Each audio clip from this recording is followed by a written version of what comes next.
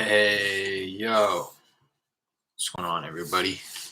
Long time no see, long time no talk. Been kind of MIA here. Uh, no excuse, but I was just out of town for a little bit, a couple weeks for a wedding slash vacation.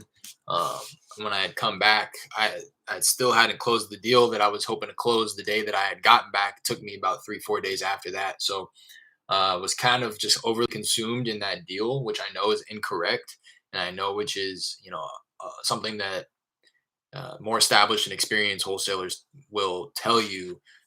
That is the kind of downfall of a lot of wholesalers is when they do get a contract, they focus too much on the disposition and then they stop generating new leads, um, and pulling attention away from the acquisition side of things. So I'm a victim of it. Not a victim, but I'm guilty of it. That's exactly what I was doing, and I have to be able to find a balancing act to be able to do a little bit of acquisition, a little bit of disposition every day, or like at least maybe like a day out of the week or two, depending on what type of volume I get in terms of contracts that are signed. Maybe like I pick a day or two out of the week where I only focus on dispositions. But even now, I can, I should set some time aside to where I can be like building my buyers list or rounding back with my buyers. Maybe just, getting a little bit more loud on social media and connecting with other wholesalers. That will help with the disposition side of things as well. Maybe they have something that they can't move where I can help them move it through my buyers list, whatever the case may be. I just need to start perfecting my balancing act, um, and maybe not even perfecting it, but trying to implement something. And then I got back, I got paid on that second deal. And over the last couple of days, this week at least, starting on Monday, it's Wednesday now. So over the past like 3 days, I've just been really focusing on trying to implement new things into my workflow and my process. So through my coaching program that I signed up for after the first deal, just been learning a lot of things, some softwares that I'm able to get discounts on because of the coaching program, stuff of that sort. So I just had my onboarding call yesterday for Call Tools. I'm going to make the transition from Mojo Dialer to Call Tools Dialer for a few different reasons. And I'm sure reasons that I don't even really know yet. It just seems like a much more robust dialer, a lot more capabilities. Uh, compared to what Mojo can do. Primarily, what I'm most excited for is the automated workflow. So within Call Tools, you can set up triggers and actions based on those triggers. So, like, whereas in Mojo, I'm having to set my dialing filters every time I start a session and call into the dialer to connect. With Call Tools, I can set up automated workflows like triggers that essentially is going to do the same thing. But all I have to do is set that up once in the beginning of the campaign, and then just simply plug in my headset and hook up to the dialer. I don't have to dial in to connect or anything like that. I just simply hop right into the campaign, have some caller IDs in there so that I'm cycling through the numbers. But uh, some examples, not to go crazy into detail on this, but I'm just excited about it. So some of the examples of that are like of the triggers or the automated workflow that I'm talking about is like an example would be if I called them once and didn't make any contact, don't recycle that lead into that same list until 6 hours has passed.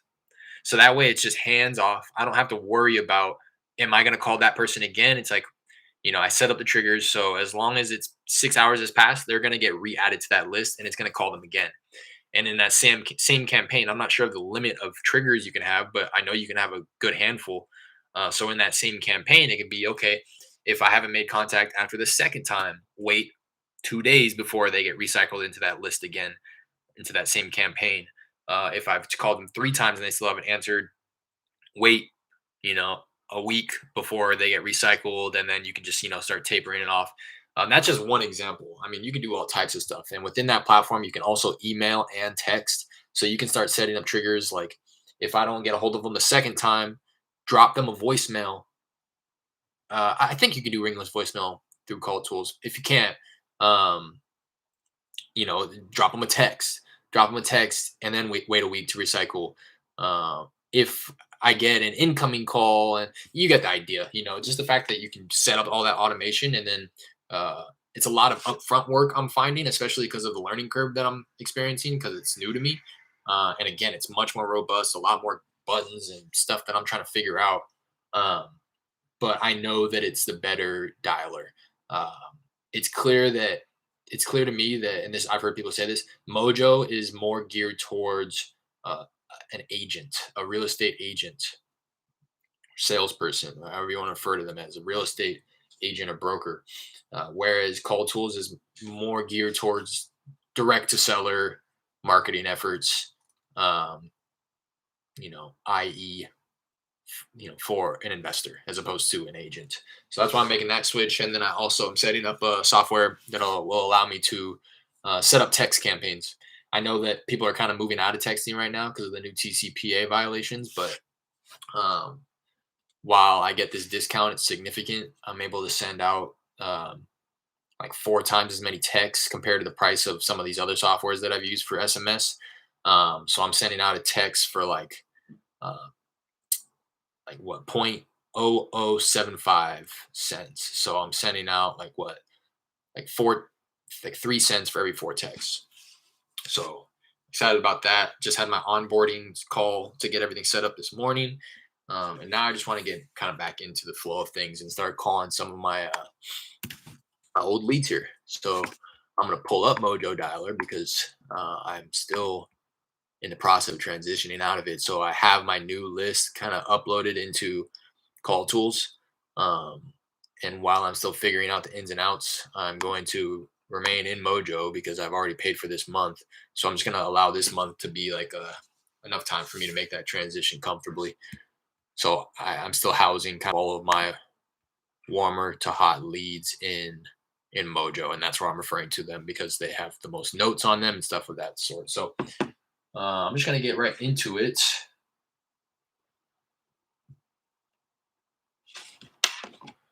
and start calling some of these folks.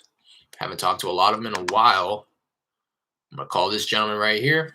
I'm not gonna talk too much about it, or like, but what I do want to do, I'm sorry, is kind of close out some of these tabs because my internet's been going slow today, and I want to be able to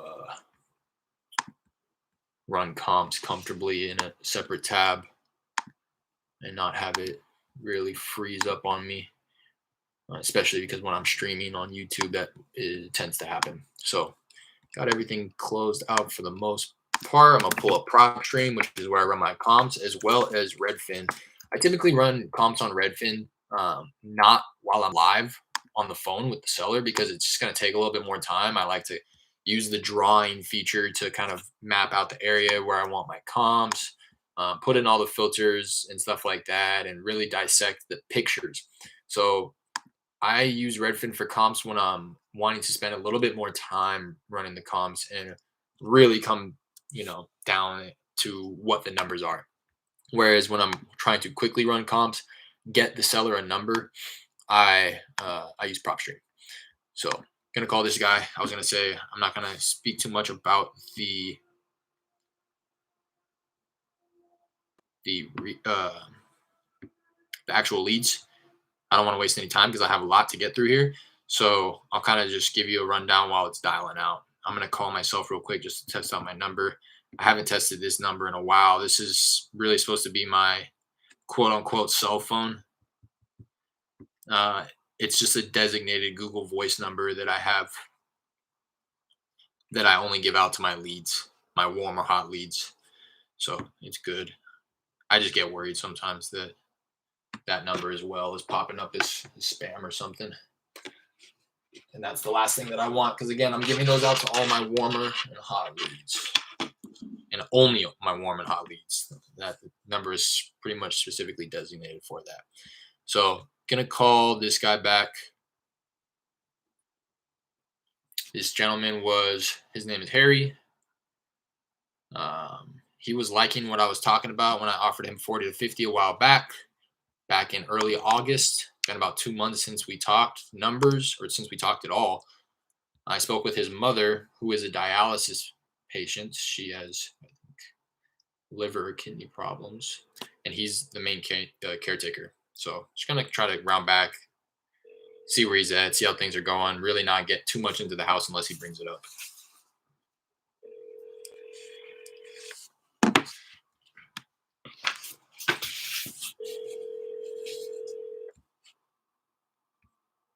Hello, we are not available now.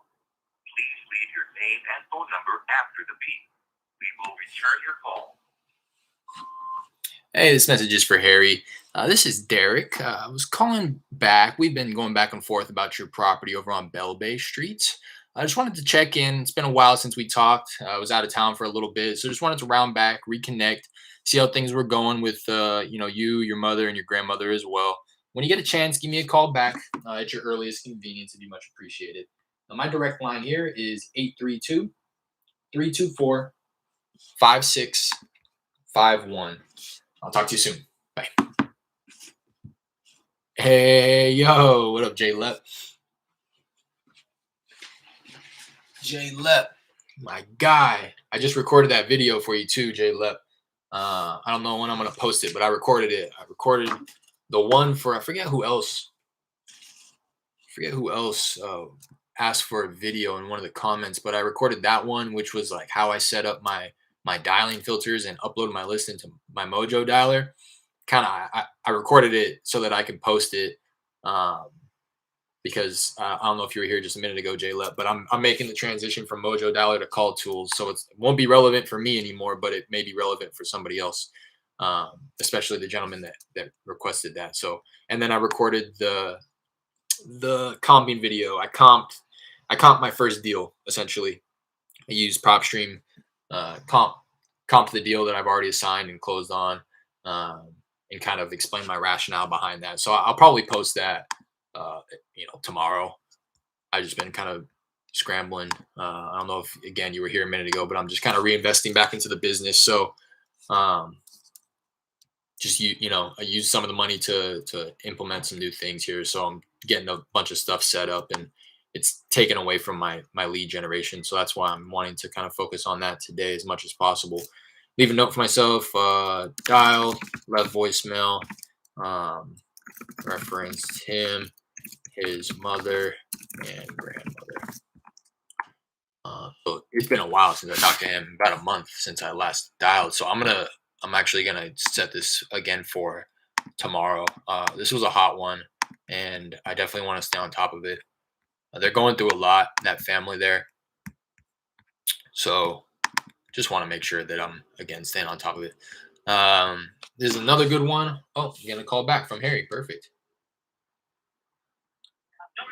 Hello, this is Derek.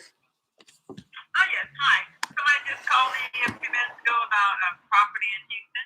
Yes, ma'am. Am I speaking with Carolyn? Yes, you are. Hi, this is Derek. How you doing? Fine, and you? I'm doing well. Thanks for asking. And yeah, I just wanted to round back, more so just kind of reconnect. I know it's been a while since we talked. Yeah, I just wanted to see how everything was going with you. I know that Harry had mentioned that you were going through the dialysis treatment, and I think you were on a transplant list, if I recall correctly. Okay. Yeah. I just wanted to round back, see how everything was doing. How are you guys doing over there? Oh, we're doing great. Super. Good. Thank you. Yeah, I'm glad to hear it. I know last time we kind of spoke, I'm just referencing my notes here. I believe I spoke with you, and I was waiting to get in contact with Harry about everything because I think he was wanting to talk with his uncle about the house because I think he had done some work to it and stuff along those lines. Okay. Well, the asking price, we're asking 150. One As is. 150. Yes. Okay, as is, you said. Yes. Okay. If you don't mind me asking how you came up to that number? Well, we just want 150. Okay, I gotcha. All right, let me see here. And I'm talking about we're talking about the Bell Bay Street because I think you had a few Yes. properties, Yes. right? Yes, Okay. and lumber has gone up, so, uh, from a dollar board to $7 Yeah, a board and more. definitely. Definitely. And for us, that would more so affect the cost of the repairs that we're going to do. So I don't know, and I'll be honest with you, if there's no movement on that price there, I wouldn't want to waste your time. I'm likely not the buyer for you. Okay. That's just not Thank somewhere. you. Not a problem. Have a good one. Okay. You too. Thank you. Bye bye. That's why I wanted to talk with her son. She's unreasonable. She's always said 150. This just to put into perspective, the Zestimate on this one is 94, and I ran comps on it already. ARV max on this property 135. So even once it's all fixed up, it's not going to come anywhere close to 150. Granted, I ran those comps about 4 or 5 months ago. So the values of homes have definitely gone up, but maybe it's hitting 150 now and seen like a 10% appreciation within the last 4 or 5 months. I doubt that it's seen that much appreciation, but again, it may be upwards of that. But she's also mentioned that it needs a full gut remodel. So this is one that's kind of frustrating because I've had so many different conversations and I know my inability to close you know, quickly is affecting this one because I've had them on the hook on multiple different occasions, right? Where I've talked with her, I talked with her first, and in her initial phone conversation, she was telling me, "Oh, it's gonna need to be gutted to the studs. It's gonna need a lot of work." She even, I think, told me that it's gonna need like at least 40,000 in rehab. And I could have, mentioned all that stuff, but she wasn't in the mood to be hearing that. That's why I just wanted to be upfront with her. She told me, yeah, I'm looking at my first time I ever talked to her. She said it's going to take 30 to 40,000 to fix up. I think it's probably going to be more than that. She said it needs to be gutted to the studs. So, um, and then I got Harry on the phone, which seemed her son, which seemed to be the actual decision maker, and he even mentioned at one point that, oh yeah, my mom, she talked to somebody and said that, you know, she thinks that she can get 150 for it, but I know that's not the case. I know we're not going to be able to get. He's saying this to me without me even bringing it up. So it's clear that they're having that conversation amongst themselves. And I offered 40 to 50 to Harry, and he was like, "Yeah, you know what? That sounds pretty good to me. Let me talk to my cousin. I don't want to step on his toes or disrespect him because he just did a good amount of work on the property. So I just don't want to have him, feel disrespected because he just worked on this property and I'm going to go sell it and have him be like, well, why did I even do the work? Right. So let me just talk with him. And it's been a while since I've talked with him now because I'm only ever calling them on their landline, their house phone. And she has answered the last couple of times. And she's in la la land. Her head's in the clouds about this 150,000. Uh, and as you kind of heard, I guess I could be better at that too, like how to if it was anybody else, I wouldn't said this on a follow up. If that was a cold call and she said that, I would just say I would have said the same thing. I'm not the buyer for you. And then if she would have ended it right there, like thanks, I would have been like, all right, cool, on to the next one. But the frustrating part is I know that her son knows that it's not going to go for 150, so I'm definitely going to follow up. I'm gonna say connect. She just wasn't trying to, she's strictly numbers. I was trying to get a little deep with her, talk about the pain points. She needs a liver. She's on the transplant list. She doesn't know if she's gonna get it. Her mother, his grandmother, has early onset Alzheimer's, dementia, and he's the caretaker for both of them. And again, it's easy for her to sit back and be like, "Yeah, we want 150." If you don't have, if, you're not going to give me that. All right, peace. But for him, he's like, whoa, whoa, whoa, whoa, whoa. Like, what is he going to give us? Like, it's easy for you to sit back and just say that, but I'm the one who's having to take care of you, take care of your mom. You know what I mean? And he just got custody of his daughter. So there's pain there. But she doesn't want to talk about it. Connected with mom. Mom said 150K. I think it's clear that other people are making offers on the property too, because now she's just being very direct about the price. Connect with mom. Mom said 150K. Derek said he probably isn't the buyer. And you heard her say I was trying to set it up to educate her more so than anything else because I asked how she came up with that number and she's like, well, that's what I want. And it's like, okay, I guess I could do a better job of transitioning that. Like, well, let me tell you, I'm seeing homes in the area selling for around this fully fixed up. I know that you had mentioned that it needs a full gut rehab. Um, but whatever. Derek said he probably isn't the buyer. She said, thank you, bye. I'll call her in. I really wish that I could connect with him. I don't have his direct line. I only have this landline. But I'll call him in a week, 2 weeks maybe. 2 weeks I think is enough time to have her come out of the clouds. Really, I just want to connect with him. Um, if I can connect with him later today, I'd love to, but I don't want to have to call that landline back and just ask for him. Like, hey, are you there? Like, I want to talk to him about the property, not you. Fred here stated he has a tenant at this property and it's not for sale. Asked if he had other property, which it sounds like he does, but doesn't have a definitive answer either way if he wants to sell. He said he wants to talk to somebody, and Derek said he'd call back in 2 weeks. That was a little over a month ago. So I'm late on this one too. I'm late on all these, so just to kind of put that out there. But gonna revisit this guy. That's the only note. I've only talked to him once. Oops. Just a cold call. Fred is his name.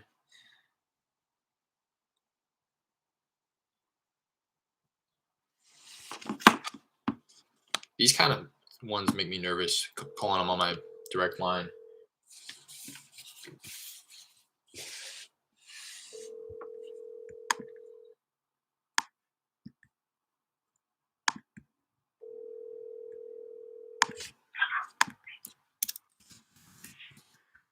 Hello? Bueno, Hey, Fred? sí. ¿Quién? Fred? Is this Fred? No, you got the wrong number. Oh, I'm sorry. I had spoken with somebody at this number a few weeks ago about a property on Luther Street. Is this the correct number? No. No, okay. And you don't know a Mr. Alonzo? Oh, Mr. Alonso. Yeah, but you got the wrong number. Oh, okay. This one is Jose Cruz. Oh, My okay. name is Jose Cruz. Yeah, Gotcha. Not Alonso. Gotcha. Are you Mr. Alonzo's partner? When I spoke with Mr. Alonzo, he said he was going to have to No, discuss. I live, one house, the Mr. Alonso. Oh, okay. Okay. So you're renting it from Mr. Alonzo. Yes, sir. Gotcha. Would you happen to have Mr. Alonzo's direct phone number that I could have?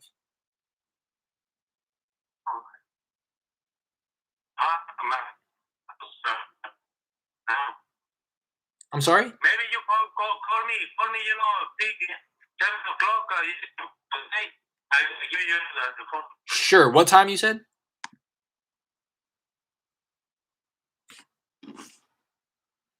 Hello?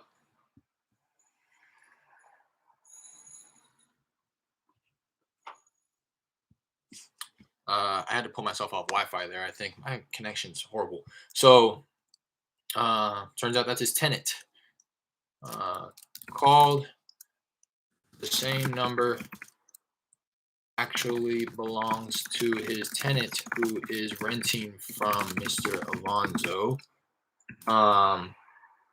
Asked for a call back a bit later to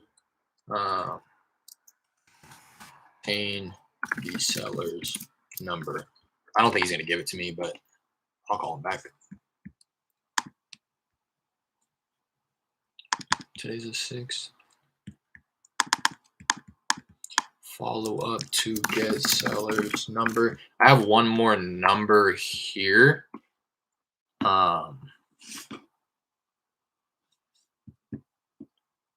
Well, yeah, I'm not even gonna waste my time because the only reason I thought this was a lead is because I talked to. He stated he has a tenant at this property and it's not for sale. But now I'm starting to think that was the tenant who said that a while ago.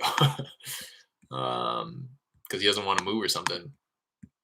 I bet that's the case. I'll call him. I'll call this other number just real quickly. I have one number that I've never tried on this property here. May be the seller, may not be, but this is a cold call regardless. Either way.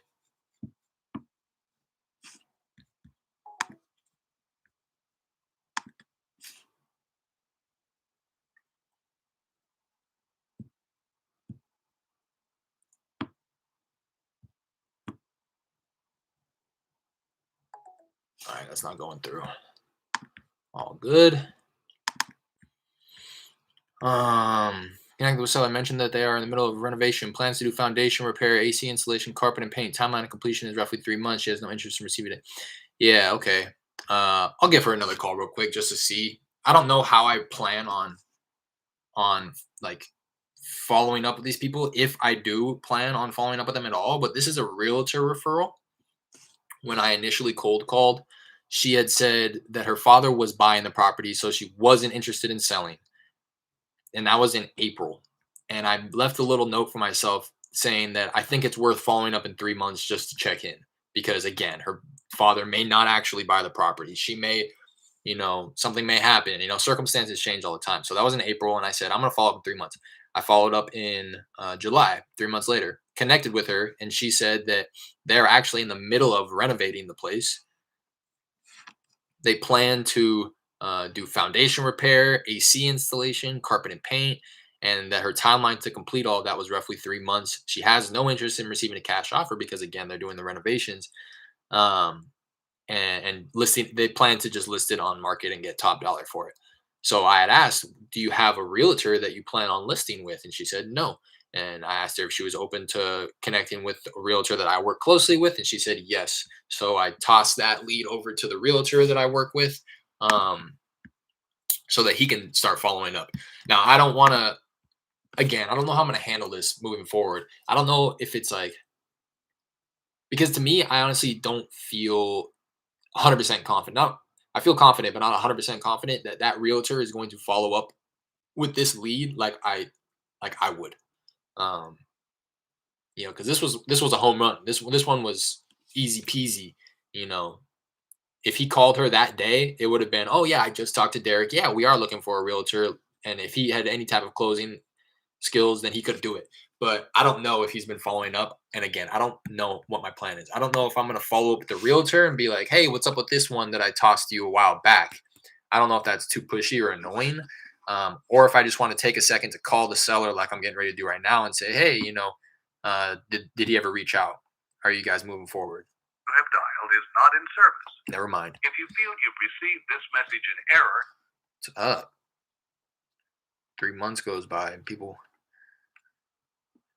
maybe she got a new phone number because everybody's calling her so much.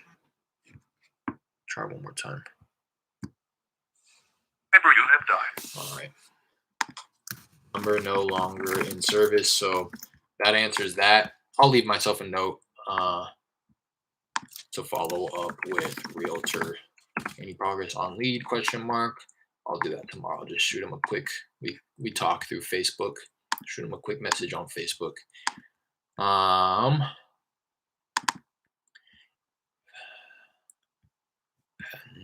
Don't really like that one, to be honest.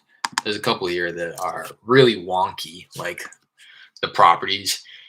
And that's going to be offset as well by me just with that abundance mindset of having more opportunities, more leads, because leads will cross my plate where they're like the one that I just kind of skipped over. It's like 2 lots, but he has a metal fabrication shop that was built in the middle of both the lots. So whoever buys this one has to buy this one. And on this one's a single family residence. On this one, it's a mobile home and a metal fabrication shop in the back. So like with stuff like that, your buyer pool is just going to get limited so much. And that's what I'm trying my best to remember, right? It's not just about getting a deal. It's about getting a deal that a buyer's going to want. That was my problem with the first few contracts that I got. I got them at good prices, but they were way out of town. Nobody's buying out there. They were already fixed up. Buyers don't want to wholesale. They don't want to quick flip. They want something with a lot of meat on the bones where they can get in there and build the value into it through renovations or whatever the case may be. So I'm starting to kind of shy away from those deals where it's like, I could probably make this work. Because one, I end up spending a whole lot more time on that, trying to come up with a good price to offer.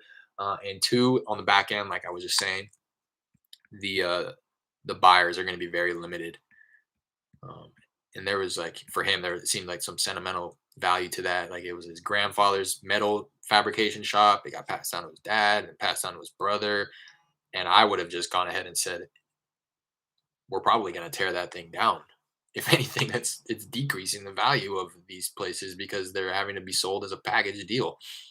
But anyways, reviewing this one, talked with this guy back in February. Spoke with a James. Um, Roof 5 to 6 years old. AC replaced last year. Kitchen renovate. I've already run comps on this. Came up with an ARV. Let me see, 230.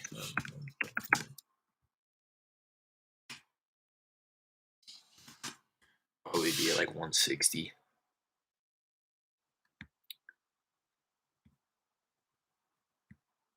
Oh, here we go. 150 is my max. Could probably come up a little bit higher than that though. Give him a call. He ended up not being interested. This is one that I rounded back with a few different times, and the first time he gave me all the information, seemed like he was ready and wanting to sell, and then I called back and somebody else answered and said they weren't interested. The last time I heard from James, he had texted me back saying that he's not selling.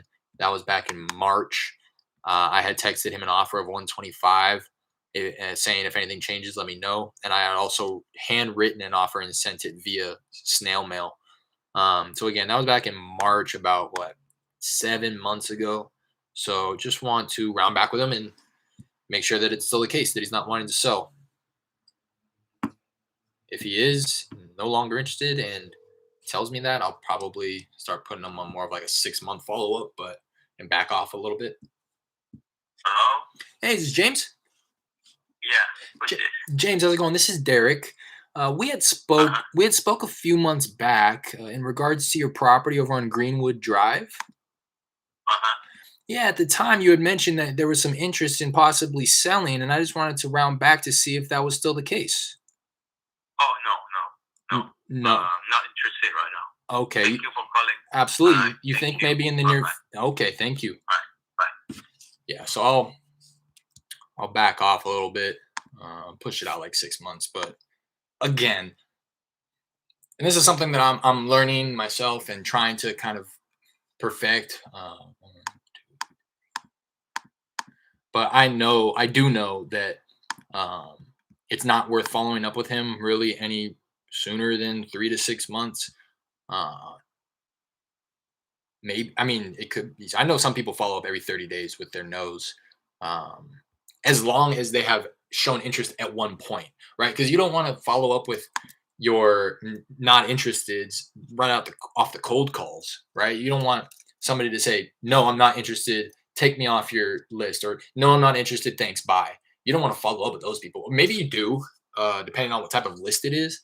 Like if it's a driving for dollars list, you actually probably would want to follow up with those people because at one point in time, they are either going to have to make the repairs themselves or sell to a cash investor. Whenever it comes time to either sell the property or transfer the title to somebody, they're going to have to do one or the other. So it probably is a good idea to follow up with those no's after the cold calls. But this gentleman, he was a follow up. He was a lead to me. He was a warmer lead, not a hot lead, but he had expressed interest in selling. And then at one point, he just said, "Never mind, I don't want to sell anymore." So that's why I feel it is still worth following up with him, um, if that makes sense. At one point, he expressed interest, then he changed his mind, but I'm not going to forget that at one point he wanted an offer and that he wanted to sell. So I'll take that and run with it moving forward, and continue setting follow ups for him. Um, Interested in selling now, but maybe in the future. This is one that I would definitely like in the area where my first deal was. Very up and coming little area. Um, Prices are appreciating, and I have a buyer lined up for it already. He buys in this area specifically.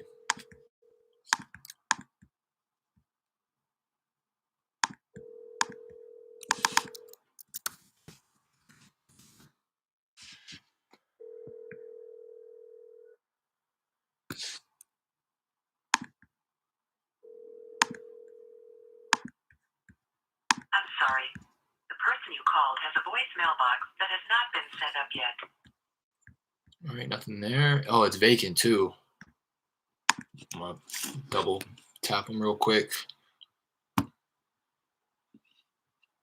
I'm gonna let it breathe for a second just in case he is in the middle of something. I don't want to be too much of a nuisance, but this one looks, oh, it's a tiny one. This might just be a tear down. 680 square feet, one bed, one bath, on, as long as it's on a decent sized lot. Yeah, 6,500 square feet lot, which is pretty much exactly what all these lots are going. They're about 7,000 square feet, so it is, I think, on the smaller end. But um, new builds in the area, I think, are going for like 300, 320. So as long as I can get it around what, under 50,000, I think I could probably get the lot off for, well, I could probably get a buildable lot off at like 50 to 60 to 70,000. But the fact that if there's still a structure there, I have to factor in tear down costs to actually get the lot build ready. Tear down costs I'm sorry, but the person you called has a voicemail box. and utility hookups. Double tap, no answer, no opt to leave voicemail. Call him. I'll call him in a week. And then once I start to, continue not hearing from him, I'll start pushing that out a little bit. Melissa hadn't thought about selling, but requested an email with some contact information. Oh, this was actually John was his name. This gentleman, he really wasn't interested. And I think he was just being nice, to be honest, about asking for an email just to get me off the phone. But who knows, right? Because that's when he says he hadn't thought about selling. He's kind of sounds like he's probably fishing, like taking offers here and there. If he comes across an offer that he can't refuse, then he'll probably take it. So I just want to make sure that if that's the case, I'll stop bugging him. Let him know that I'm an investor. I need to build in a little bit of room to profit from the transaction as well. So if it's a matter of getting top dollar for his property, I can try to connect him with a realtor to because I would recommend listing it on market. So see what he says. In all likelihood, he's just going to say that he's not interested.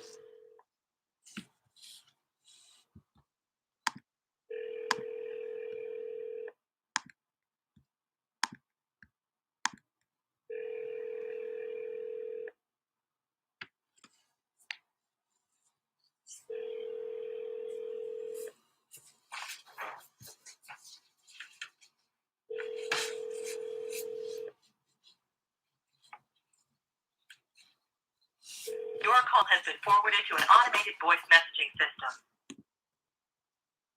713.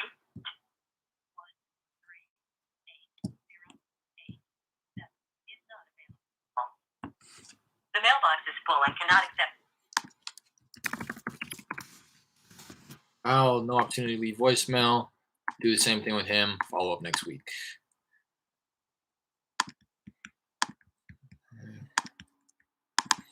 Jonathan.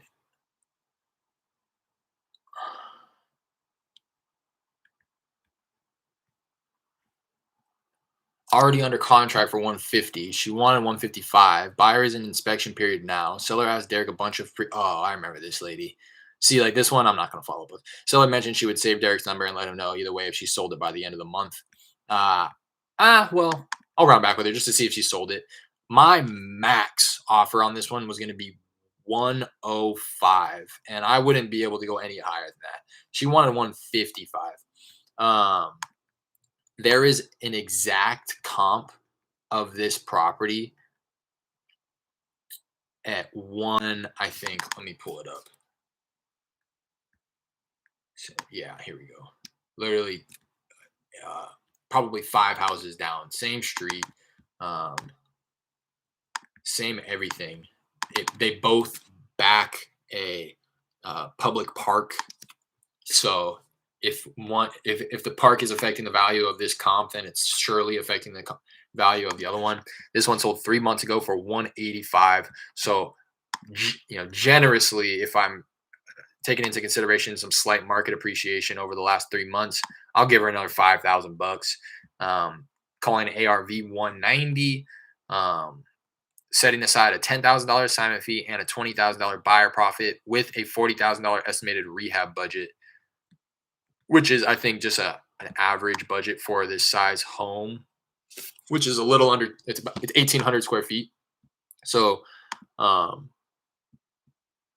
hadn't even gotten into condition with her, but again, even if she was like, no, the place is pristine and it doesn't need one penny, I would still be at like 145, whereas the people wanted it for 150. So I'm gonna stop wasting time with this one. I'm just gonna call her back, revisit the conversation. She likes to talk.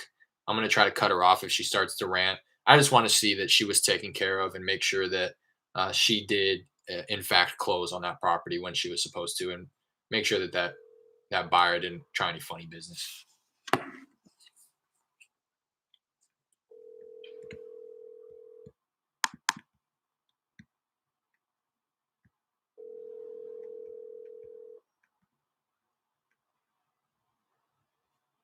You have reached 703-406-33. We are unavailable at the moment, but if you would please leave your name, phone number, date, and time to call, and a brief message, we will return your call at our earliest availability. Thank you very much, and may God bless you and yours always. Hi, Miss Williams. This is Derek. I don't know if you recall, but we spoke about a month ago in regards to your property over on Scenic Green Drive. At the time, you had let me know that you were already under contract with another buyer. Hello? Hello? Hello? Hi, Yes. is Miss Williams? Yes. Hello, how are you? Oh, I'm okay. You said this is Derek? Yeah, this is Derek. We spoke about a month ago in regards to your property on Scenic Green. You had let me know that you were already under contract with a buyer and you were set to close at the end of September. So that's what I just wanted to round back, make sure that you were being taken care of, and that you did in fact close on that one. Well, yeah, hi Derek. How are you today? I'm doing well. Thanks for asking. Oh, good. Okay, well, Derek, thanks for following up. Um, so, regretfully, no, we did not close. Mm. We did not close on that transaction. Mhm. There were that buyer decided to move on. There were some things that came up in an inspection Mm. in regards to the HVAC Mm. system, and we did offer. And one thing I'm all about writing. I'm all about putting in writing. Mhm. About communicating in writing. So, we did communicate with each other. They communicated some issues that were brought up in regards to the HVAC system, Mhm. and we did offer, their concerns were valid, so we did offer to look into that, research it, get a contractor to inspect the system, Mhm. and do a diagnostic. Right. So, and we offered to pay for needed repairs or recommended Right. repairs. It's understandable that, especially due to this pandemic, we had fallen behind on maintenance for the system. So, so like I said, we offered, but they declined. So we're in the process. We did have the system checked out, and we did get an estimate for repairing in particularly the AC system. We were told that the furnace, we have a gas furnace, and that's operational. That's fine, but there's issues with the AC system. So we're still working details out, but we intend to have those pay for those repairs, pay for the needed repairs. For the system. Yeah. So yeah, that's where we are. Okay. Now, trying to get that reconciled because we do still intend to sell the property. Right. So yeah, that's where we are. Okay. Where we are now. Yeah, that sounds good to me, and I completely understand where you're coming from. And I'd imagine I understand where the buyer's coming from as well. The numbers just needing to work today. But it does kind of surprise me that they weren't agreeable to your proposal of taking care of all of that. Was there a specific reason why they weren't wanting to move forward like that? Well, what they offered to do was accept. What they wanted to do was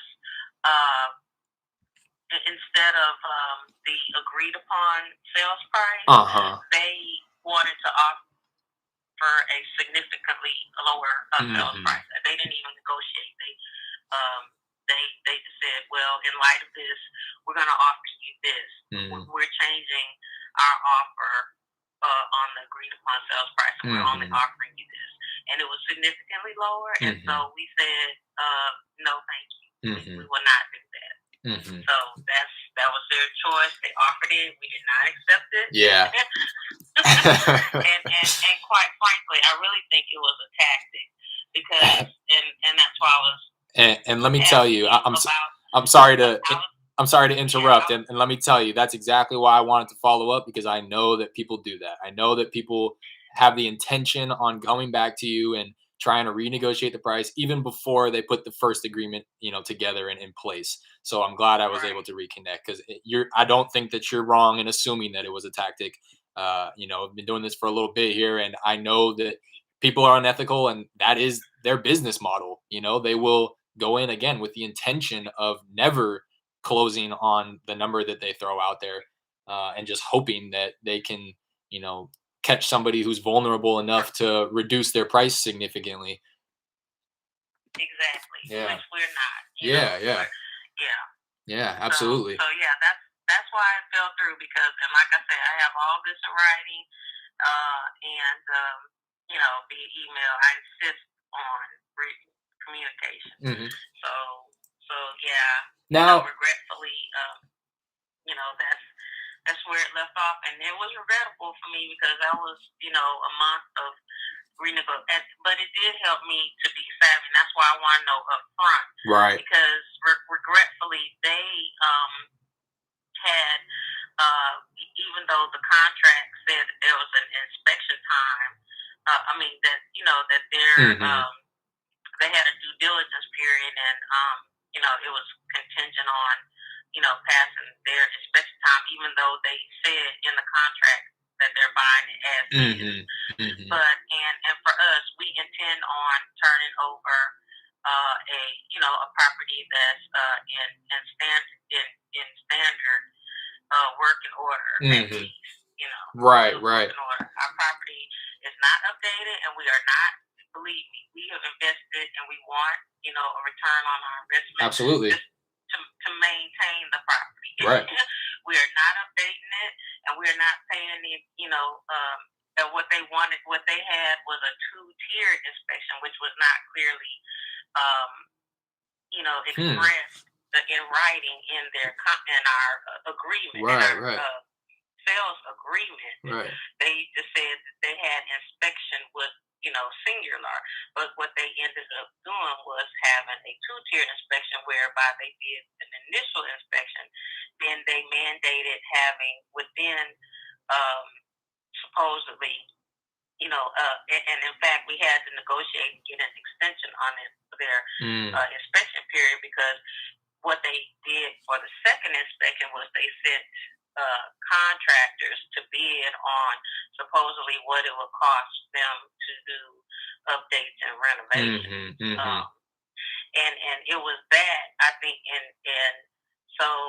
then they came back with, now the first inspection supposedly passed through underwriting. In the first inspection, they sent the field agent to take pictures. Yeah. And basically there was a 2-week time period in between the first inspection, because the first inspection was like August 21st. Then the second inspection was we negotiated to have it conducted on September 4th. Okay. So that's about a 2-week time period. So, and I had inquired after the first inspection on August 21st, like with a week after, if everything was okay, they had, if it had passed, their inspection process or whatever they still wanted to move forward. And that's when, they said, yes, it passed through underwriting, but they mandated a second inspection whereby they sent in contractors to bid and on the renovation. And so that's why I say, I finally realized this is the first time that, we are the owners and we're trying to sell the property ourselves. Right. And we're not utilizing a realtor. Now, and this is the first time that the property,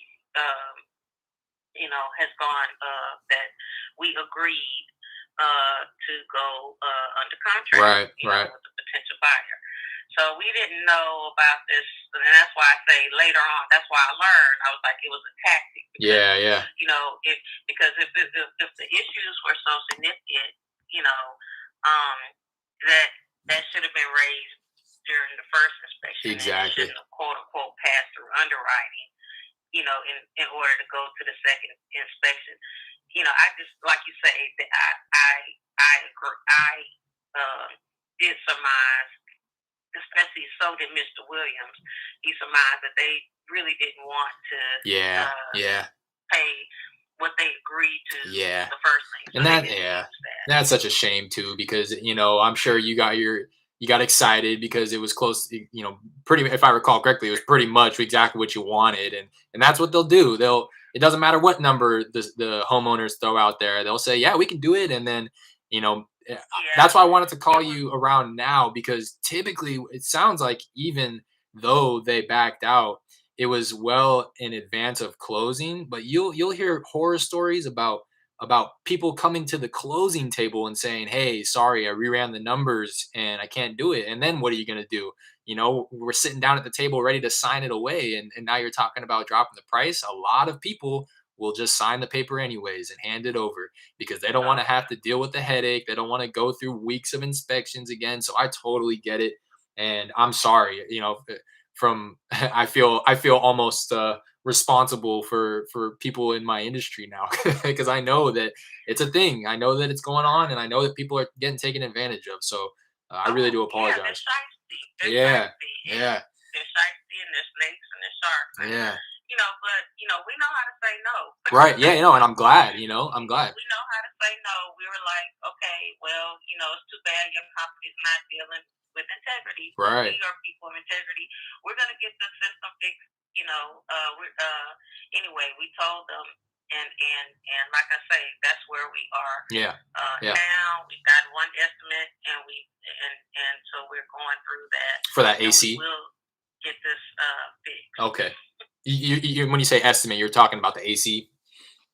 Yes. Okay. I'm talking about the HVAC estimate. Yeah, and regretfully, and one thing it did show that we also, need to communicate with our tenant because, it was apparent that, the tenant wasn't adhering. They're not in default financially, but they weren't adhering to. They're supposed to be changing out the air filters. Based on the picture we saw, the contractor that we sent to inspect the system provided pictures, and it was apparent that the air filters had changed. Of course. In quite a while. and like I said, I think a grace needs to be applied to all people in these last 18 months to 2 years. Absolutely. Especially, believe me, I've fallen through on a lot. I'm trying to do my best to rectify things, with things myself. So absolutely. I understand. Yeah, no, definitely. I believe we need to give grace, So we're just trying to. So that's where we are. All right. Yeah. Where we are now, and it's my hope. I'm looking at. I would like to get things straight to where I can find a buyer and close in November. Okay. That is what I would like to do. Yeah, yeah. Now, let me ask. You know, since you've already kind of gone through the process of getting an estimate, it sounds like you're lining up the work to be done to the AC unit. Now, is just kind of selling it as is without doing those repairs something that you'd be up for? Because again, we would be interested in buying it as is, and as you know, as long as we are privy to the things that need repairing, then you know we can just take that into account into our offer so that we can get you paid sooner. If that makes sense. You know, it's like if you're going to spend $5,000 to repair the AC, you know, and go through the headache of coordinating all that and waiting for it to be done only to then begin fielding offers. You know, we would be willing to just kind of factor that into our offer price and take 5,000 off so that we can get you paid now. Not now, but sooner rather than later. I understand that, but no, I think Okay. this is something that I would like to see through. At this Sure. point, like I said, I'm not negotiating down on our offer. Okay. The offer on the sales price. The sales price is at a minimum $155,000. Okay. I'm not negotiating down. No, I'm not doing any more talking. Right. No negotiating down. We've already gotten an estimate, and we already kind of know even if we got one or two estimates, you know, uh, the price is less than half of what you said. Mm-hmm. So we're gonna go ahead and do go ahead and repair that system. And like I said, after the inspections that have been conducted on this property from outside potential from entities that have been potential buyers interested in this property since March. Like I said, we're at the end in terms of okay, so this is the last thing that's come about. Let's fix this. Let's go ahead and get this straight. Mm-hmm. And then we're only going to work. We're only going to entertain an offer from an entity that is going to provide proof that they have the financial means to conduct the transaction up front. Absolutely. And then and at this point in time, we'll definitely know. Like I said, we're just trying to get all of our paperwork, all of our responsibilities to get things in order.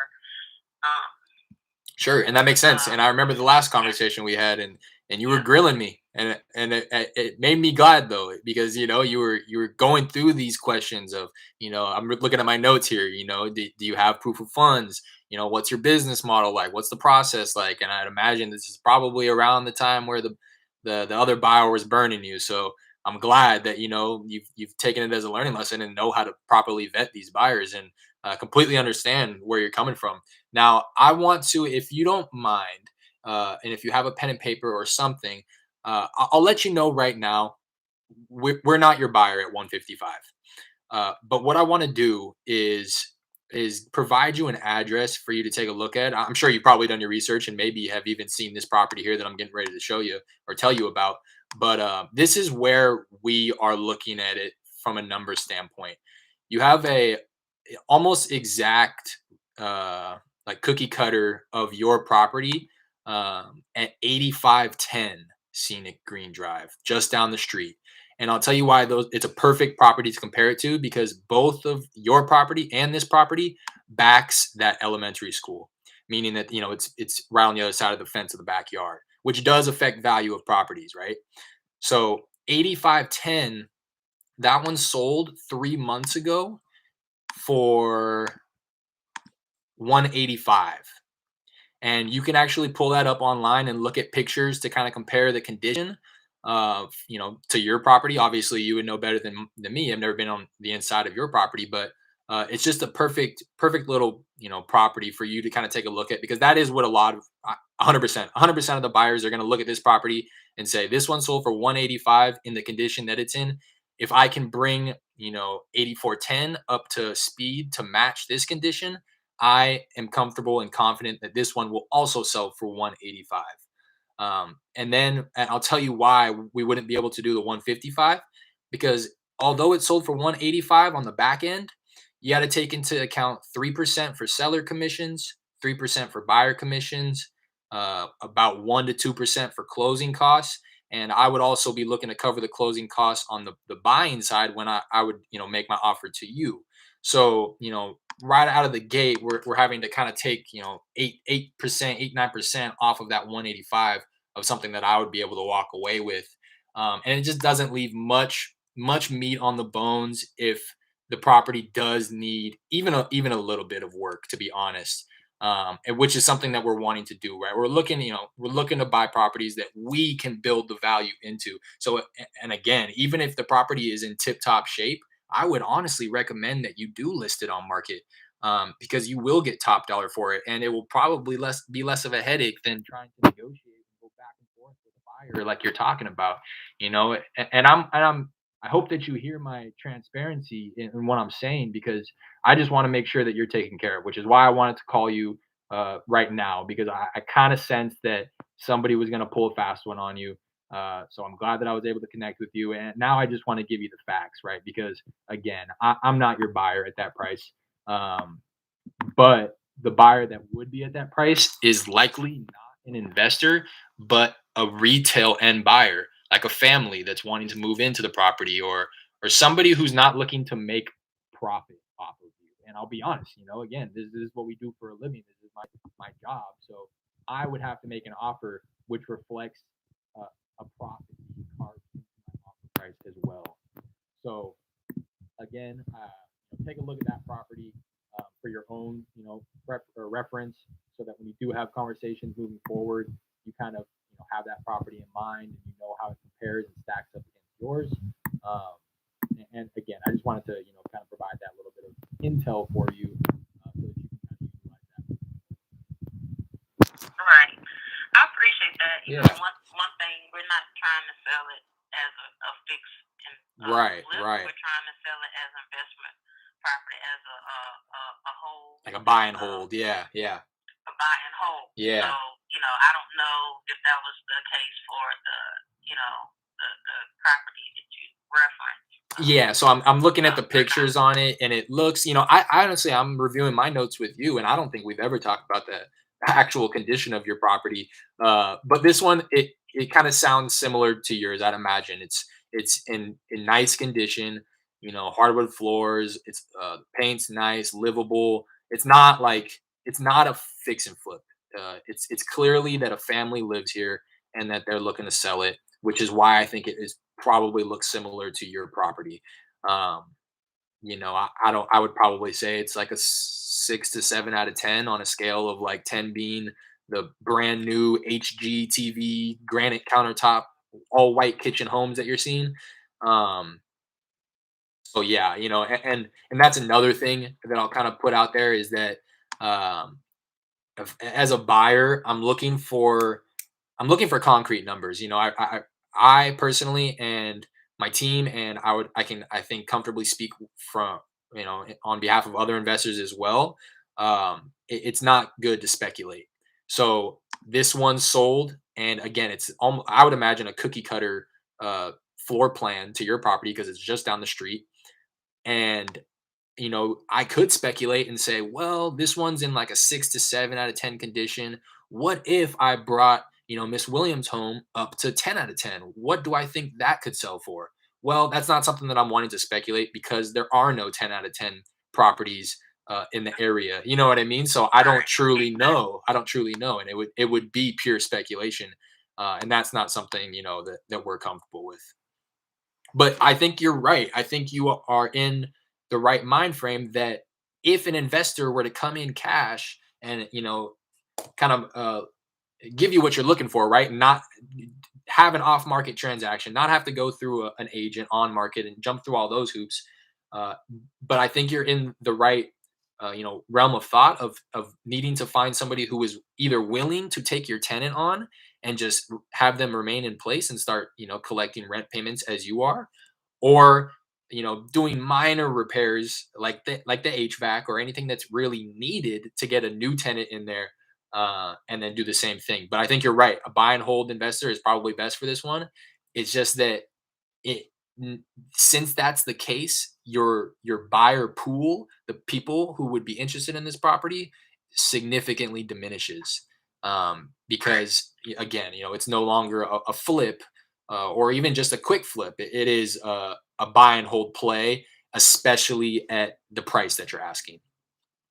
And I would even go to the point of saying, and I hope that this isn't coming across as disrespectful, but even a buy and hold investor is going to want a significant enough discount where they enter into ownership of the property already having a little bit of equity. So at the 155, they're pretty much paying what it's worth and not really getting any type of a discount. Yeah. Yep, and I understand. Believe me, I appreciate people looking for a discount. I look Yeah, for a yeah, discount too. absolutely, Uh, so I understand that. So yeah, thank you for your transparency absolutely. and for the information. Um, this is a paradigm we've set, and Yeah, so we're looking to see if uh, find someone that yeah, yeah, that it works for the both for absolutely. both parties. Absolutely. You know. See it through. See it through. Like you're saying, you've already gotten the quote on the AC. You're already planning on doing the work and already planning on revisiting, offers after the fact. So yeah, by all means, see it through. I'm sure it'll feel a lot better at the end of the day once it's all said and done, knowing that you did everything you could in order to get top dollar for it. And that's kind of what I'll leave you with. I wish you the best of luck. If it does come to the point where you maybe feel like listing it on market with an agent is something that you are more interested in, because again, it may just be a type of property where you're needing to find an actual retail end buyer, like a family or somebody to move into the property that doesn't treat it as an investment. Please save my number. We have a team of agents that we work with closely that I can put you in contact with, and they can kind of lay out your options for you. If anything, I just at least want you to know what your options are.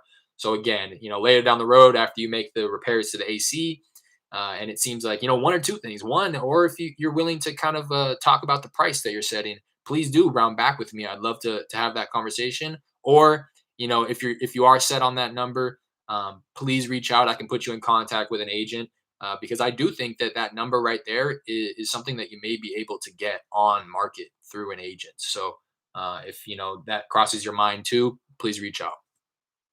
Yeah, let me before we go. I'm Yeah. just curious, based on what you know, Yeah. and I forgot what I.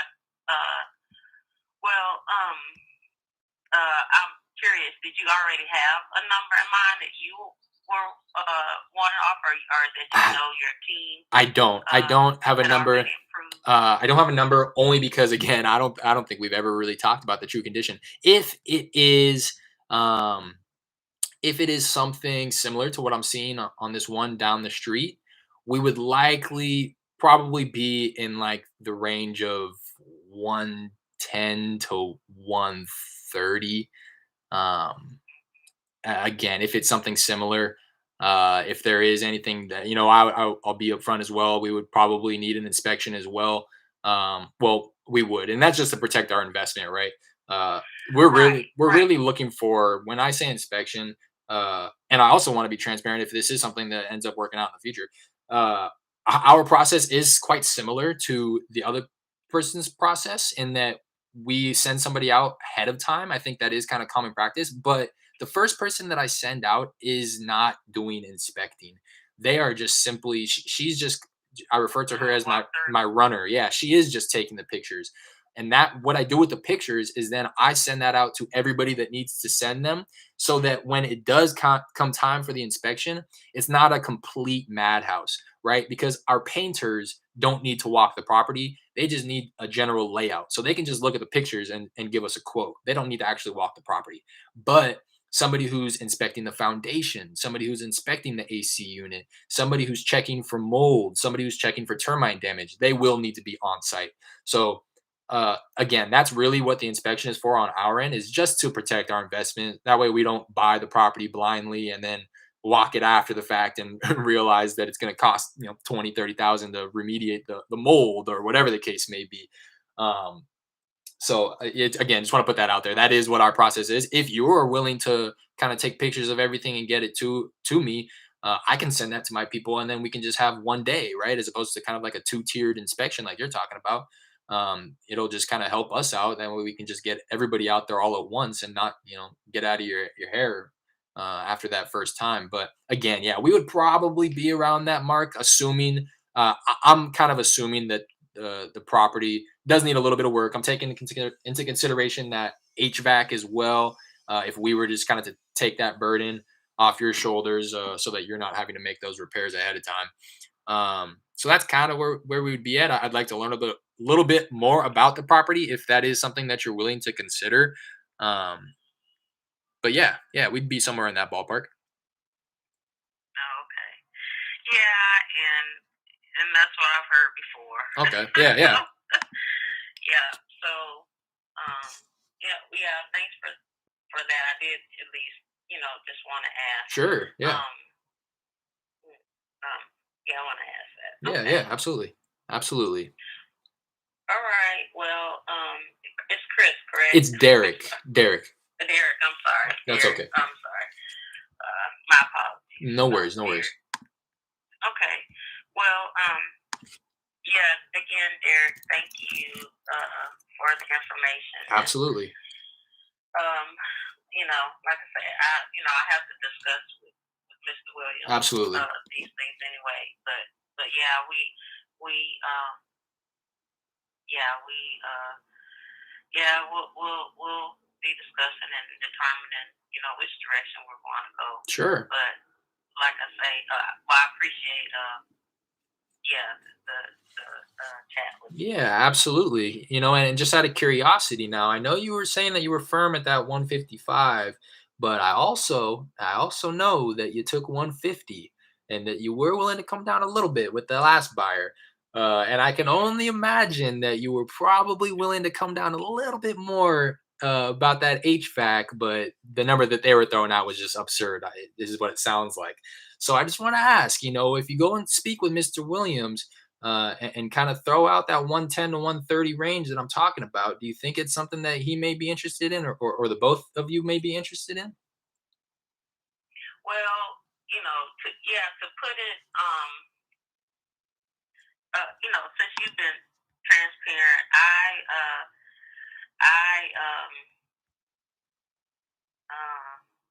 no, Mr. Williams and I were in agreement that uh, that no, we didn't. We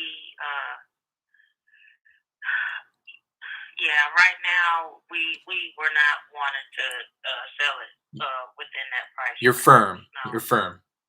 Yeah, Yeah, we're pretty and pretty firm. I get it. I get it. Unless we're pretty firm.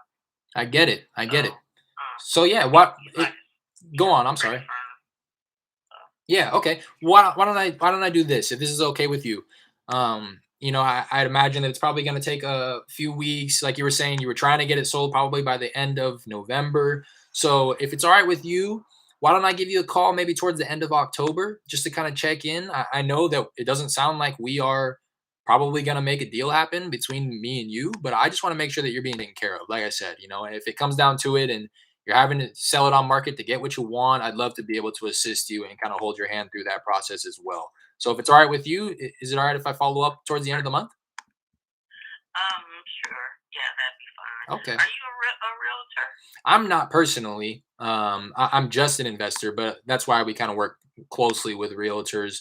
They're not technically on our team, but we do work with them exclusively. Okay. Um, okay. Okay, so you do work with realtors, and Mm-hmm. that's another thing. Like I mentioned before, as far as you were talking about commissions, Mm-hmm. we're not looking to utilize um, a realtor Right. to represent us. Now, so yeah, we're trying to, in order to be economical, we're trying to, sell this as for sale by owner. Yeah, yeah.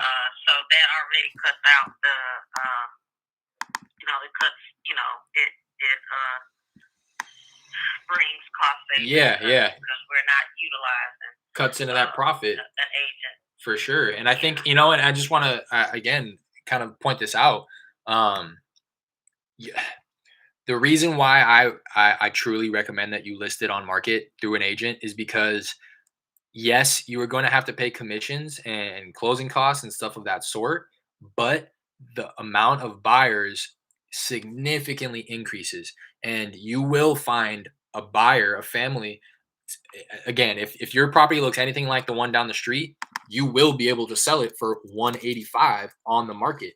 Now, taking into consideration the commissions and the fees, you may even be able to net more than the 155 that you're asking from an investor, right? So I kind of just encourage you to at least consider, because the commissions and the fees and the costs, they sound bad in theory, but then when you start to think about it and realize that you will be able to make more on the purchase price by going through a realtor, even after those fees and commissions are considered, you may still end up making more money.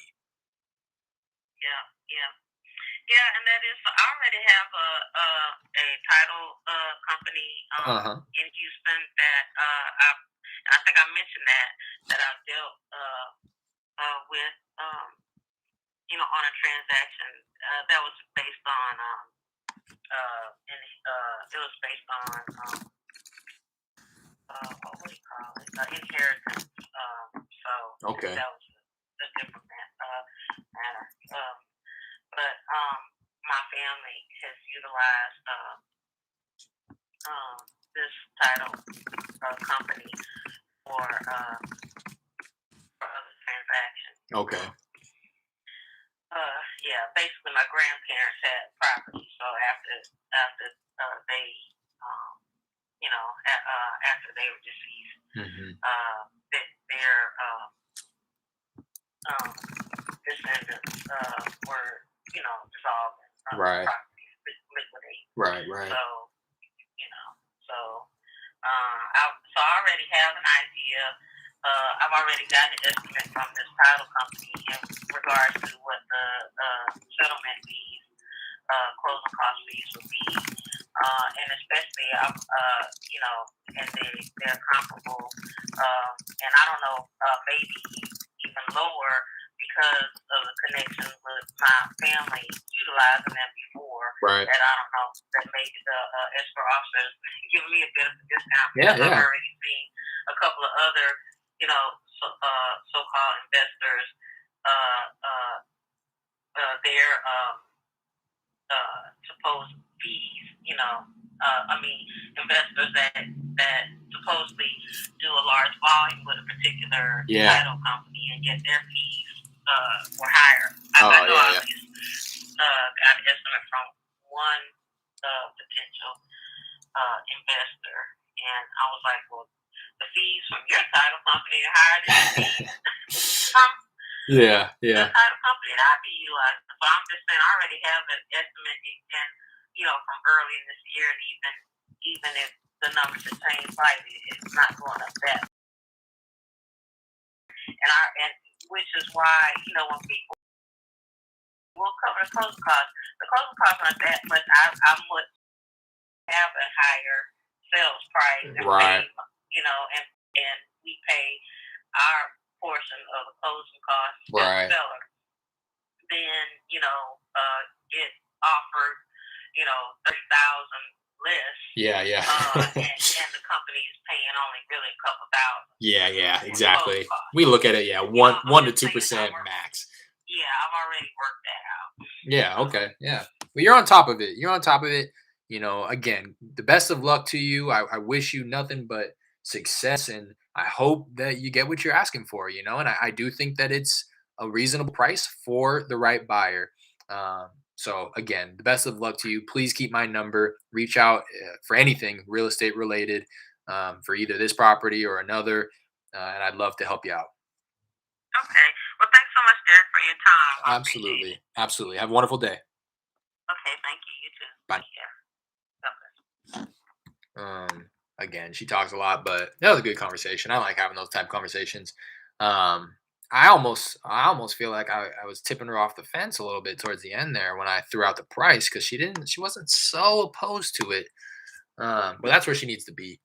Um, I even think at that point, 130. I gave her the range of 110 to 130. I think 130 is still high. If she can pull down 190 ARV, um,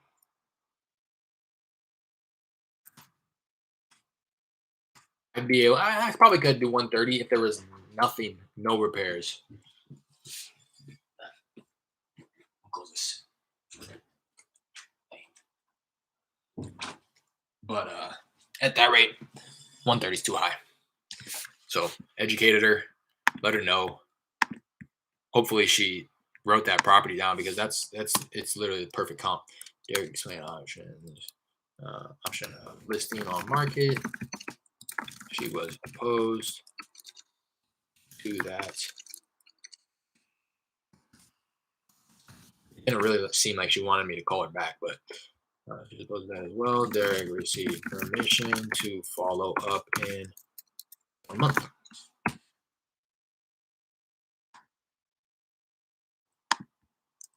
Call her towards the end of the month. Maybe early next month, just to see where she's at. Today's the 6th. Oh, I don't know why I skipped through all of these. Well, I have a lot more